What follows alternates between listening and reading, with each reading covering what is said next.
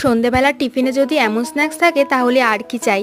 তেল ছাড়া এমন স্ন্যাক্স বানানো যায় ভাবাই যায় না। আজকে সন্ধেবেলার টিফিনটা জমে যাবে। ঘরে থাকা জিনিস দিয়ে বানিয়ে ফেললাম তেল ছাড়া নতুন একটি স্ন্যাক্স।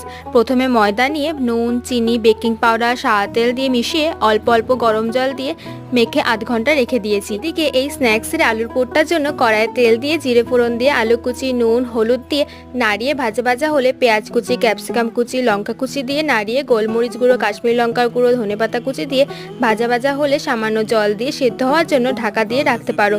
তারপর হয়ে গেলে চিনি ছড়িয়ে মিশিয়ে দিলে আলুর পুরটা তৈরি। এটা ঠান্ডা হতে হতে ময়দা থেকে লেচি করে বেলে নিয়েছি। তারপর এর মধ্যে আলুর পুরটা দিয়ে ঠিক এইভাবে মুড়ে নিয়েছি। পাশ থেকে হাত দিয়ে প্রেস করে সবটা আমি এইভাবে করে নিয়ে ফ্রাইং প্যান গরম করে সবগুলো দিয়ে ঢাকা দিয়ে রেখেছি। 2 মিনিট পর ঢাকনা সরিয়ে উল্টে পাল্টে সেঁকে নিলেই তৈরি তেল ছাড়া এই সন্ধ্যাবেলার টিফিন। শেষে সস দিয়ে পরিবেশন করলাম। তোমরাও চটপট বানিয়ে ফেলো, দারুণ খেতে হয়।